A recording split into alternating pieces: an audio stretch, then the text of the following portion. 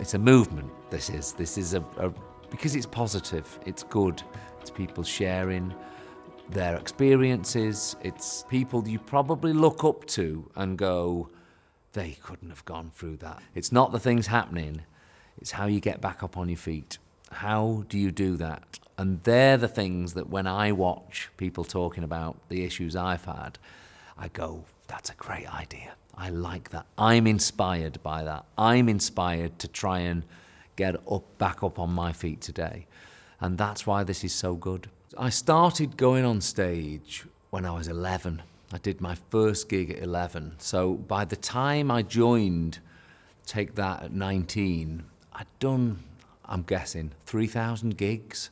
So for me, being on a stage, there was no difference. It was just like a continuation of what I'd done 8 years previously. It was almost a way of life. The difference was this attention.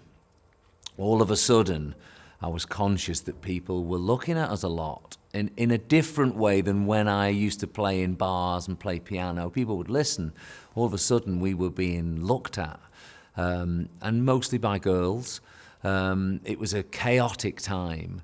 But I know a lot of us felt sort of quite self-aware, never really left the house without trying to make yourself look good. You were aware that people were looking at you a lot without me knowing. That pressure definitely built up. I wasn't a good talker. I know a lot of the other guys in the bands were very good at communication. I wasn't. I was the one who just wanted to work. I was the one who was very ambitious for the group. My interests were there, not in myself. So I think when I came out of the bubble about 8, 9 years later, I think it kind of all hit me within about 3 months. And massive changes happened. And I used to blame it on the fact that I didn't have work, I wasn't signed, I didn't really know what I was going to do. But I think a lot of it was this pressure that had built up that had never been addressed. So when you come out of it and you suddenly just stood there in a silent room, that's when I think all those things that have been going on, whether they're in your head or in your heart or around you, they all surface. And it's quite a shock. It's quite a shock. And it's hard to know what to do with those things when you confront them for the first time. And I'd have been 29, 30 at that point. Some would say a real adult. I didn't feel like an adult at all. I felt like the age I was when I joined the group. I felt like an 18-year-old.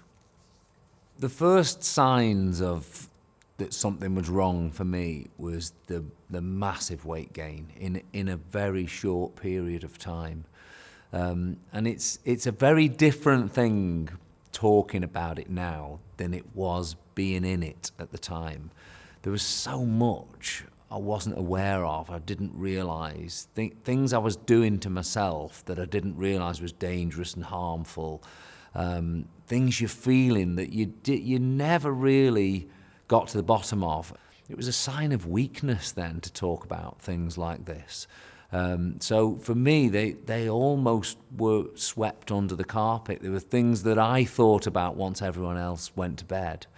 The weight gain was a massive thing for me. It's something I still feel every time I talk about it, because it's not something that's hidden. It's something that's actually very much on show, especially when you're a face that people have known that looked very different a few years before.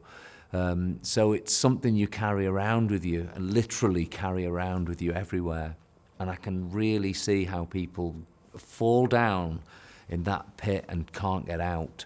I lied to myself for so long that by the end, of course, you believed them. I can do this by myself. I can get through this. I can solve this.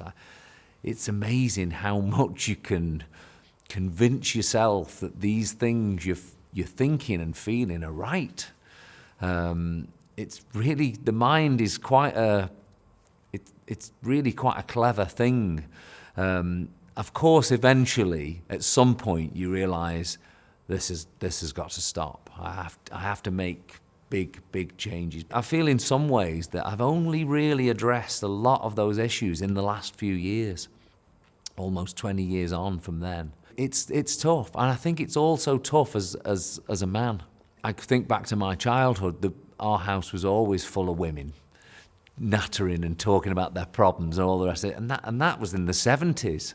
Men talking about their problems. It's only really just beginning, I think, that journey. To keep it to yourself is not a good thing. The longer it stays inside you, it's like a cancer. It grows. It's like a disease. It will grow, and it will turn into something it didn't start as. It will turn into something that's bad.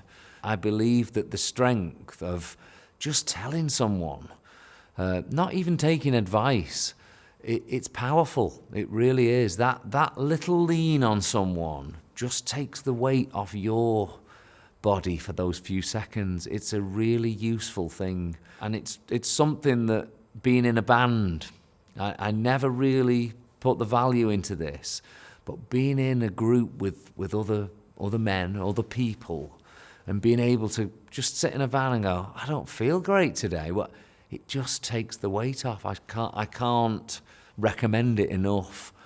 Good friends, when you really need them, they'll be there.